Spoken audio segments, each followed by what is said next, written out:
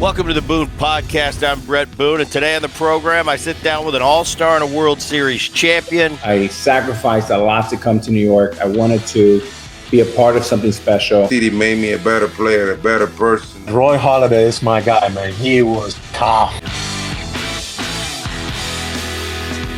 Hello again, everybody, and welcome to the Bret Boone Podcast. I'm Rich Herrera from the Infinity Sports Network. That, of course, is Bret Boone, who... Are you driving and podcasting at the same time, Boonie? We are multitaskers, Rich. Okay, there you go. It's close. All right, so now we have Bret, and he's coming out, and he's getting better reception over here. So what are you doing right now? You leaving the apartment? 13-hour workday. 13-hour workday. Did you realize what time coaches get there before the players? No clue. I always got to the ballpark at home probably around 3 o'clock, and I was one of the, now 2:33, and I was one of the earlier guys. And now? And nowadays, I'm at the ballpark 12:15 for a home game, for a 7 o'clock game, and the players they roll in at about, which is normal. 2 in my day would be like really early. Right. So, yeah, it's changed. The landscape has changed. For you with this new job. So what do you do when you get there so early? Well, today I'm going to get a little gym workout in.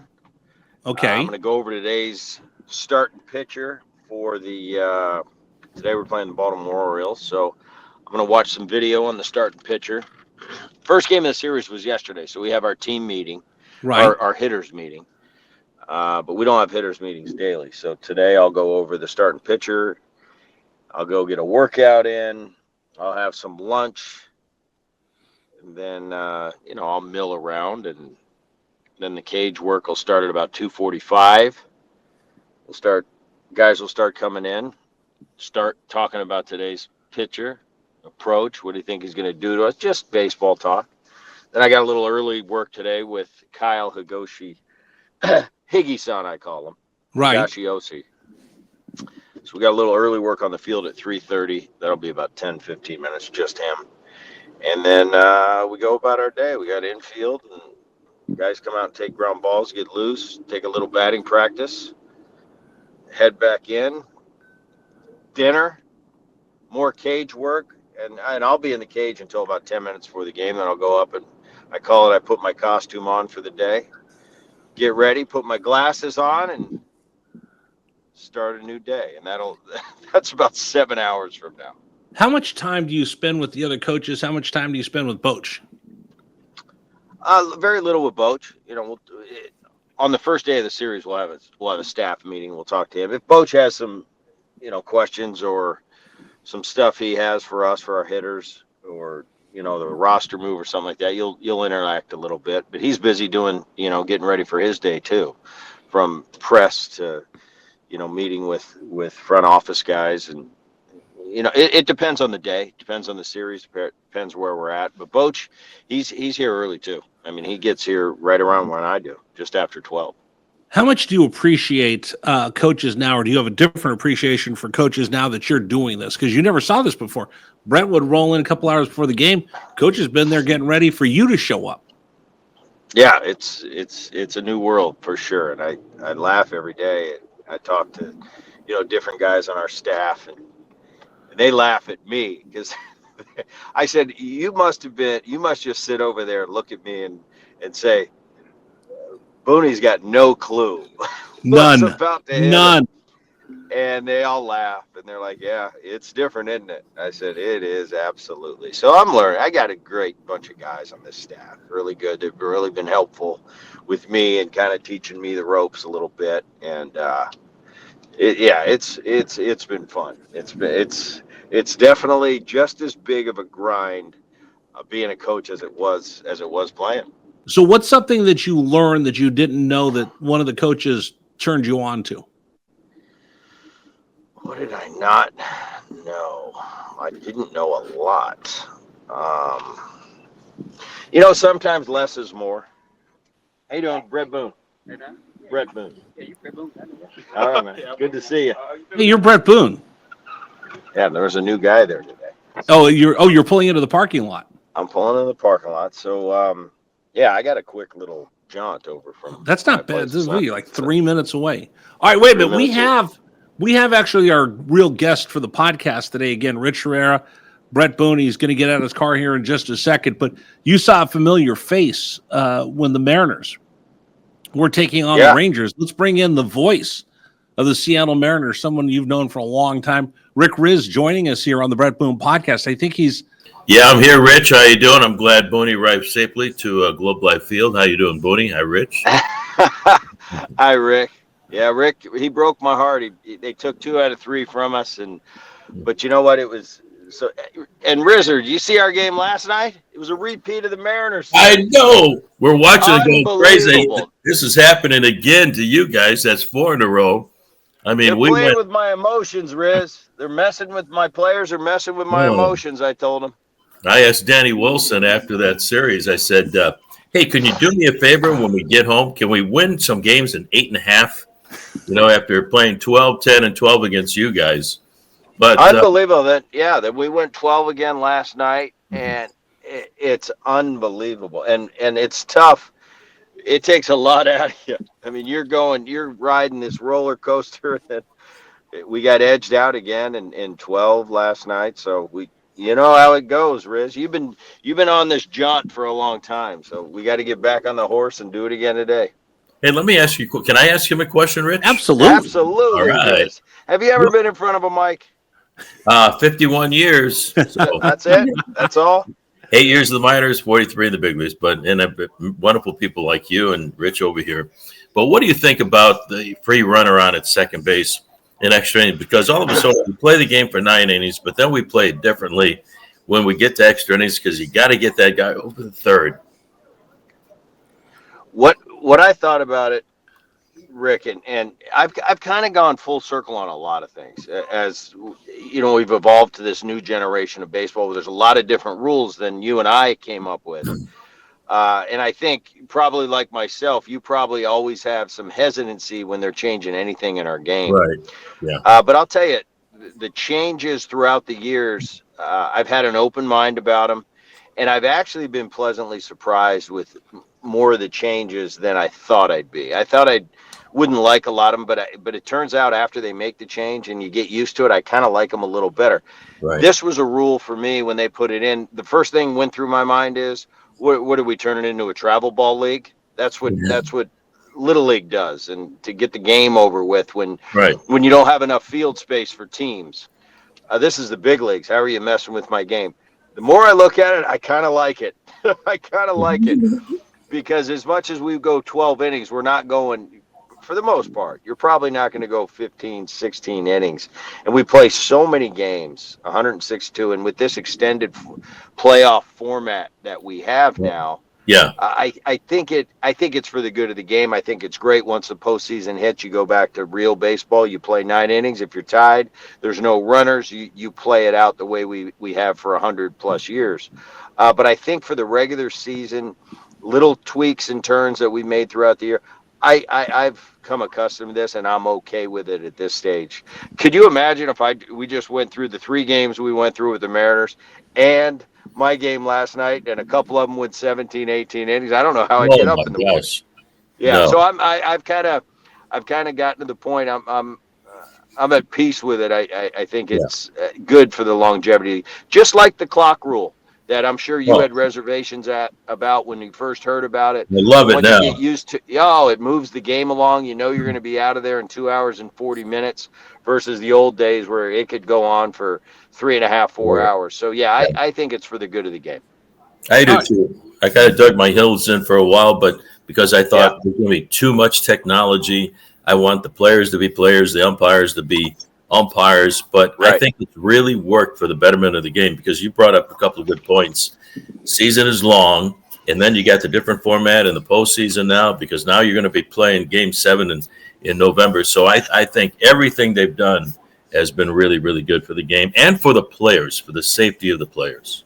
I agree. I have to agree, and I'm as old school as they come, but I have an open mind. That's the one thing. As I get a little bit older, Rick, I find that I'm not as dug in as I once was. It's, baseball, the old-fashioned spike you in the face, run the catcher over. I love that part in my time. I still – the only thing I still don't like, and I think I'm biased because I was a second baseman, and I really believe at the second base position, you really earned your stripes and set yourself apart from just being a big league second baseman to a great second baseman by how you handled yourself around the bag Right. with a guy coming in trying to knock you in the left field. I think that truly separated the good from the great, and that's the one thing I miss about this game. I wish there was a little more to the set, because that's everything in the second base position. You know, the routine ground ball.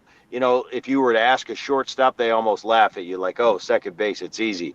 But I said, "Yeah, but where we make our money is with our back to the runner, him trying to kill me, and me being able to turn that big double play." That I really looked forward to that. I look forward to the challenge, and that's the one thing in the game, obviously a little bit biased, that I wish was still the same.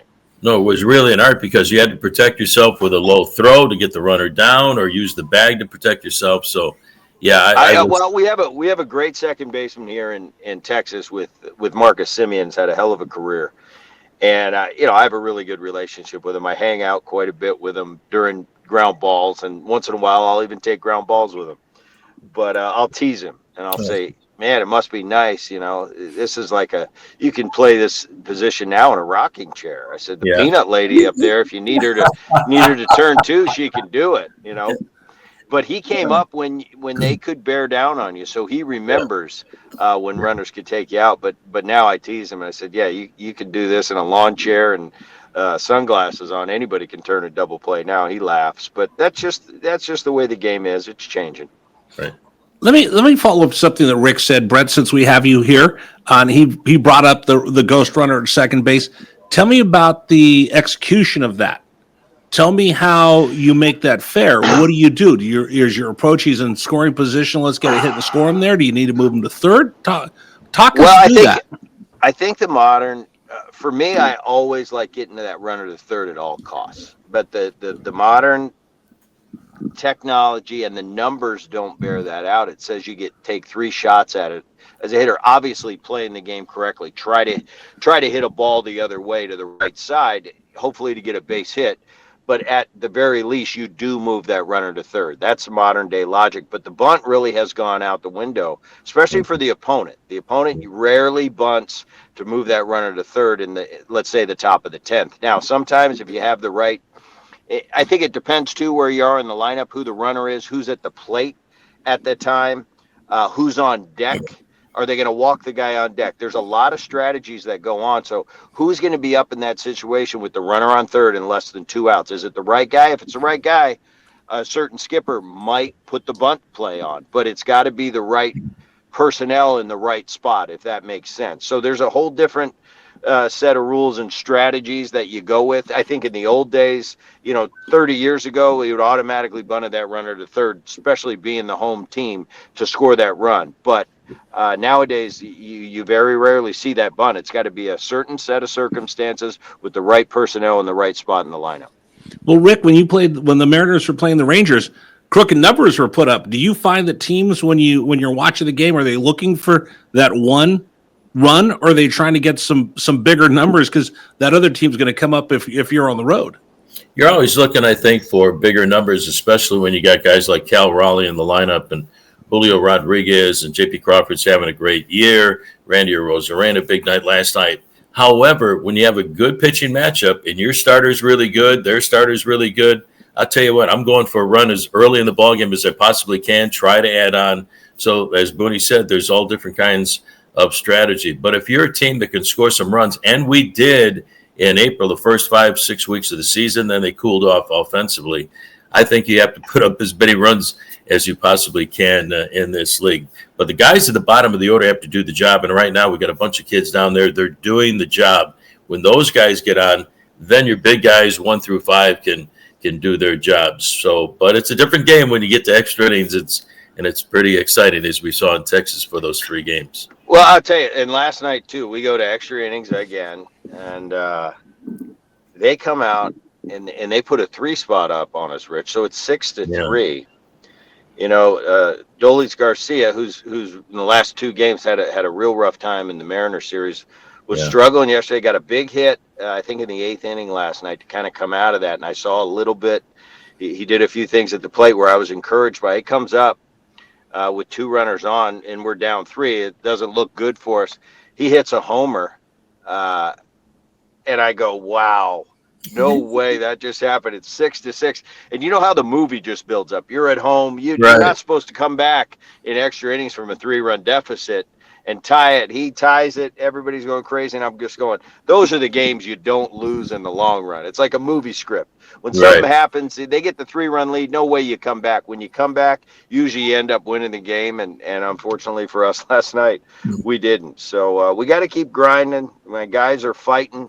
That's the one thing since I've been here a short amount of time, but early on, we once we got down in a game, we didn't come back too many times. Recently, in the last week, it seems like when we get down, we find a way to scratch and claw and get back to even. We just got to find a way now, start finishing. When we tie it late, we got to start finishing the deal. And with this, with this club over here, you talk about your guys over there, obviously very talented pitching staff. I just got to see him. We have a equally talented pitching staff over here. You got Jason DeGrom and Nathan Eovaldi, just to name a few. But, for us last night, I look at that scenario, and we got a lot of guys missing right now. We had Evan Carter is on bereavement. He'll be back Wednesday. Josh Smith wasn't in the lineup with the lefty going.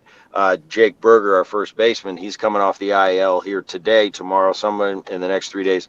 Wyatt Langford hasn't been available. He's due to come off on Saturday. And then Jock Peterson, the big offseason trade they made, he's been down with a broken hand for better part of a month. So hopefully we'll get him after the series. I'm looking forward to this second half, being at full strength and hopefully make a run. We've got an interesting division. Seattle's been kind of a thorn in our side, and we're hoping to turn that scenario over Rizzer. We're coming to you in about a month, and I'd like to flip the script. You got us 2 out of 3. I want to get you 2 out of 3 in Seattle, but I'm looking forward to coming back to Seattle. I enjoyed our time. It was good seeing you and a lot of familiar faces from a lot of years and a lot of relationships. But I still, at the end of the day, you know me, I want to kick your butt. I feel the same way. Yeah, you wouldn't be Boonie if that wasn't the case. I know you got to get inside the clubhouse. Thanks, Bret. I'll catch up with you. All right, Rizzer, I appreciate you doing it. Rich, make the Bret Boone podcast look good, and I'll see you in a month, Rizzer. All right, Boonie, you take care. Love you, brother, and we'll see you when you guys get here. You got it. Thank you. All right, see you, Bret. That's a lot of pressure to put on me, but I'm so grateful for Rick joining us here on the podcast. Rick, what's it like seeing Bret in red, white, and blue? It's weird. I saw him when we first got to Texas. I couldn't wait to see him. I heard that he got the job, went on May the 5th, and it's kind of tough, for somebody to come in midstream like that, especially a hitting coach, because you got 13, 14 guys that you got to get to know right away, and you got to earn their trust. And Boonie has all that experience. He's going to earn their respect because he had a great playing career. He was super with us. He helped us win 116 games back in 2001. But you really got to put in the time, and he's learning. Those are long days, long hours. I mean, there he is going to the ballpark right now at around noon. You're going to be there until midnight, going over reports and things like that he didn't have, available as a player or the coaches way back when. But it was great to see him. See him in red, white, and blue was kind of strange. I didn't wish him any luck. I said, Boonie, it's great to see you. Love you, buddy. But he said, we want to kick your butt. And I go, well, we want to kick your butt too. So that's what baseball's all about. And you go on to the field and you determine who's the best that day. And I tell you what, that was a heck of a series in Texas, winning 2 out of 3 in 3 games that all went into extra innings. First time for us since 2015. We had 3 games in a row, Rich, go extra innings. What do you think is going to be like when Bret rolls into Seattle for the first time wearing that Rangers gear? Oh, they're going to still love him. He was great here and so loved when he was here. There's not going to be any animosity, no booze or anything like that. Once again, when he comes here, he's going to get a big hug from his former teammate Dan Wilson and Edgar Martinez, our hitting coach. Everybody loves the Boone. But when the game starts between the White Lions, hey, it's time to get busy and beat the other team. And that's what the Mariners are going to try to do. They've had tremendous success against the Rangers this year, especially in that wild 3-game series. But everybody knows and loves Bret Boone. He's one of the nicest guys I've ever met in the game. You know, it's funny. I called him. I said, "Is it weird playing the Mariners?" He goes, "It was weird pregame. Then once the game started, then it was just a baseball game." But he said it was weird pregame, seeing everybody. He mentioned he talked to you, saw Dan Wilson. He goes, "It's a little weird being on that other side." So I'll tell you this: Sue Boone said to us that Bret's mom, that when the Mariners, or excuse me, when the Yankees, see, I keep thinking of Bret, and I always say Mariners because he's so synonymous with the club. Right. But when the Rangers were playing the Yankees, Sue said, "Well, I hope the Rangers get a lot of hits, but I hope Aaron outranks Bret because he's a skipper. Bret's a hitting coach. I hope the Yankees win, even though it's a big offensive scoring game." So, yeah, the whole Boone family is just like that.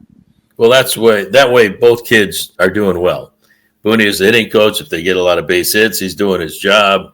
And Aaron's the manager of the team for the Yankees. So if they win, Sue's happy. So it's a great family affair. And it's one of the great family stories in the game of baseball, in the history of the game of baseball, from Ray Boone, grandpa, to Bob Boone, his dad, who had a great career, caught forever in the big leagues. And then Bret and Aaron, what a great story on the family side. We had Ken Griffey Jr. and his dad actually play with one another, back in August of 1990.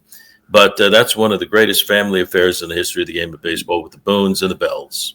You know what? I'm going to tell everybody, too. Scott Miller just passed away, longtime baseball writer, friends with everybody in baseball. And we are going to have him on the podcast. And unfortunately, his health took a turn for the worse. And we weren't able to talk to him. In fact, the day we were supposed to record with him, he had to cancel. It wasn't feeling well.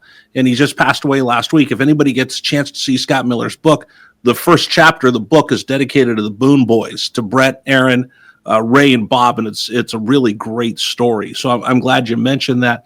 Wanted to ask you this, because you had mentioned Edgar, Dan Wilson, both teammates of Bret. I could see Dan as a manager. I could see Edgar as a hitting coach. Did you see Bret one day getting back in uniform coaching? No, I didn't. But I think he's going to be a great hitting coach. But you really have to be in your mindset willing to put in the effort and the time, because, as he said, it's not easy. They are long, long hours. I saw Boonie more going into broadcasting because he has the gift of gab. He has one of the greatest personalities I've ever met. He has a great sense of humor. I think he would have been wonderful in the world of broadcasting for any team. Maybe coaching was a little bit down the list, but I wouldn't put anything past Bret Boone. If he puts his mindset to something, he's going to do it, and he's going to do it well. And when they let their hitting coach go, he told me the story. We talked a long time on the field that he ran into Michael Young at a USC game and said, "Hey, what'd you think about, maybe possibly coaching?" And he said, "Well, maybe." And he said, all of a sudden, a day or two later, he gets a call from Boach, and Boach says, "Hey, I want you to put the uniform back on." He says, "When do you want me there?" He said, "Yesterday." And I go, "Well, how about Tuesday against Boston?" So anyway, I'm real happy for him. I think he's going to do a great job there, but I hope every time the Mariners play him, they get a lot of hits, but we win every game. Well, I think you're a little responsible for this because you've come on the show. Dave Sims, when he was with the Mariners, had come on the show. All these people that had come on the show brought Bret back into the game. And I'll just tell you this. You're one of my favorite guests that we've had on the show. Wow! Because the stories you told about Dave Nhouse gave me chills. And I'm not saying this because you're on. I actually downloaded that episode and have it on my phone because I had so many fond memories. You're not going to remember this. So I was really young and doing the pre and post game show in Oakland. And you remember the old Oakland Coliseum? You had the little stairs that went down to the visiting booth. Right. Well, there's a couple guys that I would sit on those stairs to listen to the games.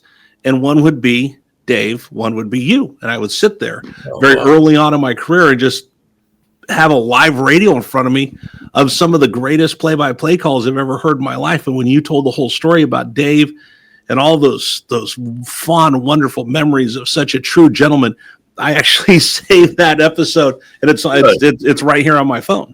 Oh, that's very nice. Thank you very much. Yeah, I had the privilege to work with one of the greatest announcers in the history of the game of baseball, Dave Nhouse. He spent 10 years with the Angels, and one of the best things that the expansion Mariners ever did in 1977 was hire Dave Nhouse as the lead voice on radio and television. He taught me so much. He got me to Seattle as a young broadcaster in 1983 after 8 years in the minor leagues, riding the buses from Memphis to Orlando and all across the Texas League, the Southern League, and the International League. Then I went to Detroit for 3 years, and he got me back after things didn't work out there. So I owe Dave Nhouse everything. The man has a statue out in Red Center Field in the concourse. The street is named after him, Dave Nhouse Way, in front of T-Mobile Park. And he was the first inductee as a Seattle Mariner into the Hall of Fame in 2008. Junior came along in 2016, Edgar in 2019, and then Ichiro's going to the Hall of Fame here in the next few weeks, coming up in July. I can't believe it's July already. But Dave Nhouse, one of the greatest all time, and I owe him everything. My, oh, my. Well, I want to bring this up because in your business, how much did you learn from Dave? How much did he pass along to you? I look at the broadcasters I worked with. I was around John Miller. I got to work with Bill King. There's so many great broadcasters I got to be around that learned. But it's the same thing in the game of baseball. So if you think about it, Edgar kind of paved the way for Boonie to get this job. You look at Dan Wilson, who worked in the booth with you, and now he's on the field. What do these players from this last generation have to give to this generation of players? Well, they had a love of the game. That's for doggone sure. They know how to play it right. They put in the effort. Edgar was the best hitter I've ever seen. Ken Griffey Jr. was the best player I've ever seen. They had, like I said, a work ethic. They showed up. They played hard every game. Edgar played every game. After Lou Piniella moved him off third base to get Mike Blowers in there, who was very, very good, great defensive third baseman, great arm, and could also hit and drive in runs. Edgar wasn't that happy about it, but he said, you know what, if I'm going to be a DH, I'm going to be the best DH in the history of the game. And he was, and he's went in the Hall of Fame a few years ago. So, they've got a love for the game, and they're willing to pass it on. And that's why I think Bret decided to take this opportunity, because so many people taught Bret how to be a big leaguer, especially his grandfather and his dad. He was around the big league ballpark all the time. I mean, when he was a kid, he had a Phillies uniform on the Merv Griffin show. I mean, he grew up in a major league clubhouse, so he's not in awe of being there. But he has so much knowledge like Edgar has done, and I can give you the numbers since he took over on August 22nd when Danny took over as manager last year. He has so much knowledge to pass on. If they just listen to him, they're going to be in really good shape. Edgar taught Boonie. Boonie's now teaching these kids, and it's just the baton is just handed down from one player to another to a younger player. So that's what I love about the game of baseball. Being in baseball for 51 years now, I've seen that, in the minor leagues, what the veterans do for the kids. And I watched J.P. Crawford with our young second baseman, Cole Young. And Cole Young is really doing a great job right now, hitting the ball hard and hitting for a great average and playing a great second base. But right next to him, every time I see Cole, J.P. Crawford is right there. You talk about being a great player, but also a great teammate and a great mentor. One of the reasons why Cole Young is going to be a very good major leaguer for a long time is going to be because of J.P. Crawford. And I can go on and on and on and talk about guys that have helped other guys. Well, let's stay on this topic for just a second. Edgar, Boonie, Dan Wilson, yourself with Dave. Mike, like I said, I've had mentors, and there's little things that you can only get from somebody who's done this before. Right. John Rooney's a very good friend of mine. He's constantly giving me feedback and helping me become a better broadcaster. Yeah. I look at Edgar and the lessons that he taught Bret, that he's now teaching a younger version of the Mariners, and Bret is taking some of that stuff that he learned from his grandpa, his dad, his brother, Edgar Jr., and he's passing that on. The knowledge that you can pass on that I can't get out of a spreadsheet, I can't get out of an algorithm, that humanity of baseball, I think we see that coming back. Oh, no doubt about it. And it's been going on for years. I talked to George Brett, Kansas City's in town. I've known George for many, many years. His older brother, Ken Brett, was our broadcaster on television many, many years ago. And George told the story that if it wasn't for Charlie Lau, he wouldn't have spent more than 1 year in the big leagues. He didn't know how to hit, but Charlie Lau, great hitting coach, talking about hitting coaches, got a hold of George and got him to hit the ball. I said, what'd he do? He said, he got me to hit the ball the other way, to left center field, and pitch middle in. I could handle that. So Edgar's the same way. He learned from so many guys, and he's passed along to the guys here. And as far as Dave Nhouse goes, he taught me, what can I tell you or explain what Dave Nhouse meant to me? I could sum it up in one word, and that's everything. I spent 8 years in the minor leagues, and you think you're a pretty good broadcaster. You finally get an opportunity after 8 years. But I learned so many valuable lessons from him. Opening day, Rich, 1983 at the Kingdom. Now, I'm not in Toledo, Ohio, or San Antonio, Texas, or El Paso, or Syracuse. No, I'm in Seattle, Washington, in the Kingdom, and the Mariners are playing the New York Yankees, and it's Gaylord Perry against Ron Guidry. And I thought to myself, Toto, we're not in Kansas anymore, So it was a heck of a ball game, and I'm so excited to be in the big leagues. And Gaylord throws the first pitch, and Dave's doing the play-by-play, and I jump in right away. And then Gaylord throws another pitch, Dave does the play-by-play, I jump in right away. I'm jumping in, I'm all excited. There's a big crowd at the Kingdom. The next day there was going to be, but it's opening day, and I'm all fired up. And after the first inning, Mr. Nhouse had enough of me. And during the broadcast, he reached over, turned off my microphone, and said, "You don't have to talk after every pitch." So I learned a very valuable. I go, "Oh, okay, Dave. Okay, Dave." So I took a deep breath. Players talk about slowing the game down. Well, that's what I had to do on opening day of 1983 between the Mariners and the New York Yankees. The other lesson he taught me was, we really struggled for a long time. We didn't have our first winning season until our 15th year in 1991. So we struggled, but it was the greatest time of my life because I'm in the big leagues.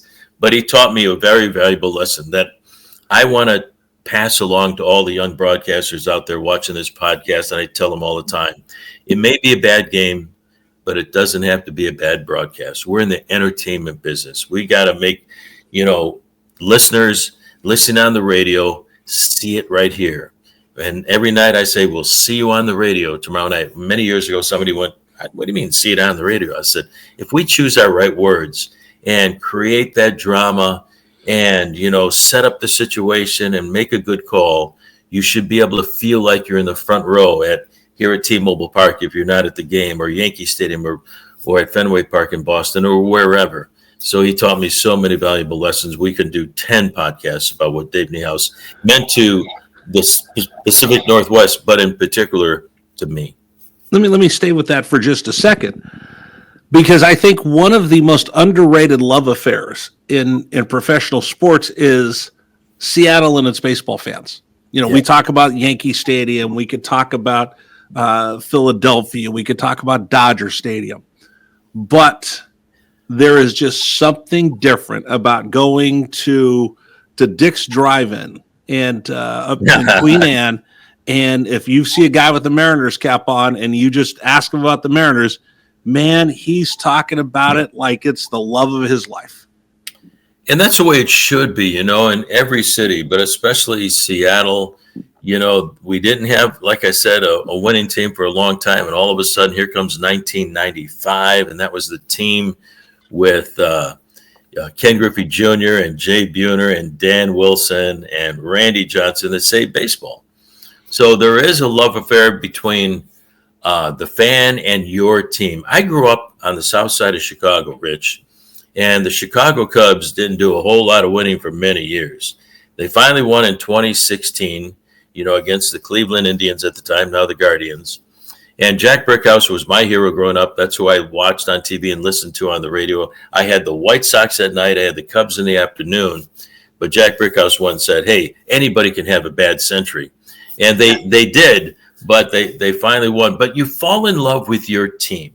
You can moan and groan about this and that, but they're still your team. And the fans in Seattle have been wonderful to us.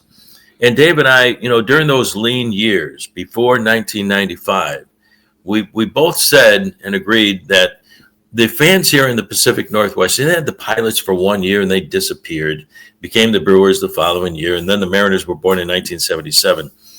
And we just said if the Mariners can give this fan base something to cheer about, they'll show up. And man, did they ever, Rich. In 1995, Ken Griffey Jr. shattered his wrist on May 26th of 1995, going after a ball hit by Kevin Bass in right center field at the Kingdom. Was out for 3 months, but the team banded together. They were so close. Edgar and Jay Bune, everybody, I can mention everybody, and little Joey Corey. They got Vince Coleman, they got Andy Bennis at the trade deadline, and they hung in there. And then Junior came back in the middle of August of 1995. That's when the Mariners really took off and got to the playoffs. But all of a sudden in September, when the team kept winning and the California Angels kept losing, I mean, there was 20,000 fans in the Kingdom, 25, 30, 35, 40, 50,000 fans in the Kingdom. And it was just amazing. You couldn't hear yourself think. It was just so loud. So the Mariners finally gave the fans in the Northwest a team to cheer about. And it was amazing going to the playoffs and winning that American League Division Series on Edgar's double in the 5th inning. He won Game 4 with 2 home runs, including a grand slam and a 3-run home run. But we've had some great history here, but we still need to get to the World Series, and I think this is a ball club that can do it. But the fans here deserve an exciting team, and they have one this year, and I love the fans here in the Pacific Northwest. They've been especially great to me and everybody that's been behind the mic, including Dave Nhouse, of course. 100%. And like I said, it's a special place, and I've been to your yard many, many, many times, and I'm a little jealous of the relationship that the broadcast team has with the city of Seattle. And I think it's probably one of the most underappreciated of all the cities. And, you know, I do a lot of national sports talk, and the Mariner fans, they do love their Mariners, come rain, shine, win, lose. They are good baseball fans. Yeah, no doubt about it. You know, I love, the interaction when I go out in the hallway just to bring in some friends into the booth. I mean, fans want to talk and take pictures and everything and say hello. And, when you're around for 40 years, like I've been with the Mariners and 3 with the Detroit Tigers, but 40 years here, you become a part of their family. Dave Nhouse, did that, for 34 years that he was here. And then, like I said, Jack Brickhouse and all the great announcers, they become a part of your family. You can take us wherever you want to go. So the fan base here has been outstanding. I love their support. And really, we're a regional team. I mean, we go up to Alaska, Montana, Oregon, of course, throughout the state of Washington. So the fans up here in the Northwest have been wonderful. Okay, I'm going to ask you something personal. Yeah. I'm going to throw you a curveball. When's the last time you sat up in that booth and you looked out there and you go, I can't believe I'm sitting here. Some kid from the south side of Chicago who was working in the minor leagues. Look at where I am right now. Yeah. Every day. Really? Every day. Every day I've been blessed, man, to walk in that booth, no matter what's going on in my life. I get a chance to walk into a booth at T-Mobile Park or Yankee Stadium or Fenway, name a park in the big leagues, and I'm living my dream. When I was 12 years old, Rich, I'd come home from school. Like I said, I grew up on the south side of Chicago. My mother was the biggest Cub fan in the world. She loved Ernie Banks and Ron Santo, who grew up here in Seattle, went to Franklin High School, and Billy Williams. And so I'd watch the game with her, or sometimes I'd go downstairs, turn on the TV set to WGN, turn down the sound, and pretend I was Jack Brickhouse. And I loved doing the play-by-play. I wanted to be the next Louis Aparicio, but that didn't work out. I played in high school, walked on, made the JV team at Southern Illinois University for 3 years, played for Itchy Jones, but that didn't work out. So anyway, when I was 12 years old, I go, man, that would be cool to be the voice coming out of a radio, being at the ballpark. So I wrote Mr. Brickhouse a letter when I was 12 years old back in 1965, and he wrote me back this letter. He told me what you would tell a 12-year-old kid: work hard and believe in yourself and all that stuff. So it was a wonderful. I kept it for a long time. I don't know what I did with that letter, but I had a chance to meet him in 1983 at spring training. He had been retired. Harry Carey and Milo Hamilton were doing the games now for the Chicago Cubs, and Dave Nhouse and I went to a spring training game against the Cubs along with Kevin Kremen, our producer engineer for 35 years, who's like brother. And so he was at the ballpark. Mr. Brickhouse was at the ballpark. And Dave went, hey, there's your hero. Go talk to him. He was signing autographs. I go, no, he's busy. Well, anyway, Mr. Brickhouse came up to the booth, a distinguished gentleman. He was about 81, 82 years old at the time. And I went up to him. I said, Mr. Brickhouse, you don't remember this, but when I was 12 years old, I wrote you a letter and you wrote me back. He said, really? He said, what are you doing? I said, because of you.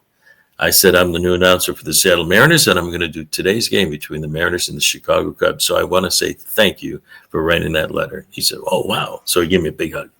Anyway, we fall in love with our broadcasters because we're with the fans every day, and we got the greatest fans in the world here in Seattle. Do you ever think about that there's some kid watching TV with his grandma or now listening on satellite radio somewhere, because I can get your games anywhere, and he is looking around going, I didn't make my travel ball team, but maybe I want to be Rick Rizzs one day. I mean, there's a kid right now thinking that the same way you with Mr. Brickhouse, there's a kid right now out there going, I want to be Rick Rizzs when I grow up. Rich, there's a lot of them, and I see them at spring training. I run them. They go, yeah, Rick, Mr. Rizzs, I want to be a broadcaster just like you. I said, okay. I said, if I can do it, you can do it. Just work hard, be ready to go to the minor leagues and pay your dues. And this is very subjective, so don't worry about what other people say. Just believe in yourself. So, yeah, I get kids writing me, through the ball club, saying I want to be a major league broadcaster, and I always take the time to try to contact them, call them, and talk with them. And I say, get a great education, take as much English as you possibly can, and work hard. Get a job, get that first job in the minor leagues, get that first door open, because that door is going to take you to the next door, to the next door. I went from Alexandria, Louisiana, to Amarillo, Texas, to Memphis, Tennessee, with the Expos AA Club, to Columbus, Ohio, and then eventually to Seattle. So, yeah, I realize that we have a responsibility and a trust to be there for the young kids, boys and girls, who want to be a major league broadcaster, and I'm always there. If they want help, I'll be glad to talk to them. It's funny as you talk about Jack Brickhouse. So when I went to Oakland, I had to sit down and have lunch with Bill King.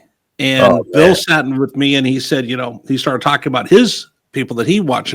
One of them was Brickhouse. The other one was Elston, Gene Elston. And he would tell me stories about them. So now I've got chills listening to you tell those kind of stories. All right, let me wrap this up because I know you got to get to work. Now that I'm doing more sports talk than working for teams, sports talk show hosts love to run down our game. It's something that we get a memo. Hey, by the way, make sure you talk great about football and then trash Major League Baseball. Tell me something good about our game of baseball, since we spend so much time with the negative on social media and sports talk radio. Give me something good about the game of baseball. It's still a kid's game. It really is. Baseball has gone through a lot of changes, as we talked about earlier, with the pitch timer, which has been great, and the other changes as well. You got to run around at second extra innings and all kinds of changes. But it's still the greatest game in the world, and it belongs to the kids. And when I say kids, I'm talking about the young players.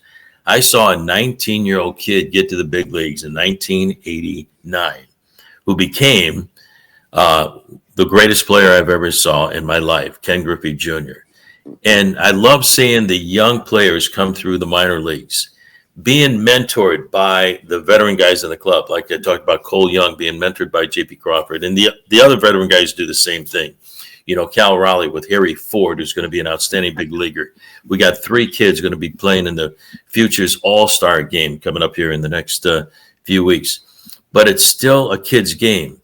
And every time I go into a ballpark, we talked about the romance of, for me as a broadcaster, for players, being so fortunate, so blessed to be doing this at a big league ballpark. It still turns me into a kid every time I walk on the field. I couldn't wait in 1983 to finally get to the big leagues, to go to Chicago for the first time, where I grew up, to stand on the field at Comiskey Park. Because I remember my first game, Rich, I don't know how much time we have. No, I go with the old, this is great. Keep going. Okay. My first game that I ever saw with my dad and my brother was 1959. I'm 6 years old, and we're trying to get through the traffic. The White Sox are getting ready to play the Yankees, and we got there a little bit late. My dad said, Rick and Donnie, my brother, maybe we'll go next week, see Cleveland or somebody. I said, no, Dad, I want to see my first game. It's the Yankees. It's the White Sox. I want to see Louis Aparicio. All I had was baseball cards. And I'll never forget, we finally got to the game. The game had just started.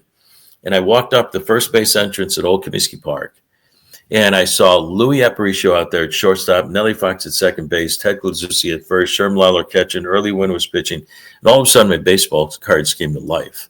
And then in the on-deck circle, Rich, and I get goosebumps thinking about this, I saw a guy leaning on a bat, on a knee, on his bat, and he had number 7 on his back. Mickey Mantle was right there. I go, oh my gosh, he's real. I saw him on TV, with a grainy black and white television set that we had at the time, but they were real, and it was the greatest feeling in the world. And you know what? I'm 71 years old right now, and I still have that feeling every time I walk into a ballpark. So that's the beauty of the game of baseball. That's what's good. That's what's great about the game of baseball. It's generational, taken from the grandfather to the dad, to the grandsons, to now the great-grandsons. I've got 3 grandkids. That's the beauty of this game of baseball. And when Cal Raleigh is doing something historic this year, to me, he's the best player in the game of baseball. He connects the present with the past. He's gone by things that other great catchers have done. Roy Campanella and Johnny Bench. He moved by Mickey Mantle for the most home runs by a switch hitter before the All-Star break. All these wonderful records. But the guys that are playing the game now connect us to the players of the past. And it's just going to continue. It's never going to stop because more young players are coming. They're going to get great, and they're going to do the same thing as well. That's what's great about the game of baseball, and I love it. And I love the fact that Dave Nhouse is in the Hall of Fame along with Junior and Edgar Martinez, Ichiro going in this year. I just figured something out. I know why that Mariners broadcast is special. Because it's not 71-year-old Rick Rizzs who's calling the game. It's 6-year-old Rick Rizzs that's living it with us and bringing it to life so we can see the game on the radio. That's absolutely right, Rich. There's no doubt about it. Every time I walk in, I'm a kid again. Every time I go down in the field and talk to these guys, I'm a kid again. I'm in awe of their talent because they are the greatest of the great. Every day, only 760 guys put on a big league uniform. I wanted to be a major league player like a zillion other kids, but I saw a slider in college for 3 years. I go, I better get into broadcast. And Itchy Jones, my head coach, agreed with me. My senior year, I took a job at the local ABC affiliate in town in Carbondale, Illinois, and did play-by-play for the football team, basketball team. And I said, I'll take the job if I can do baseball.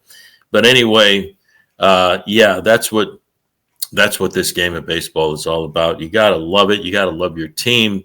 And I love every minute about what I've done for the last 40 years here in Seattle, the fans and everybody I've worked with and the players. Well, I'm sorry that your dream of playing Major League Baseball never came true, but for the game of baseball, I think we're all better off that you've painted this picture for so many years. You, Dave, and everybody who's been up in that broadcast booth, Ron Fairley and Brett and all the rest. There's a reason why you've got great baseball fans in Seattle. You're too humble to say it, but I'll say it for you. It's because of the voices we've had in those booths up there that make that relationship in Seattle so very special. I appreciate you taking time joining us here on the Bret Boone podcast. Rich, always a pleasure. Thank you so very much. Anything for Boonie, anything for you. It's great talking baseball, and that's what it's all about. Pass along some great stories and great memories because there's a whole lot more being laid out right here, especially for the Mariners fans in the Northwest. We're going to have an outstanding second half. Absolutely. Hey, folks, thanks for joining us, everybody. We'll be back with you next week on the Bret Boone podcast.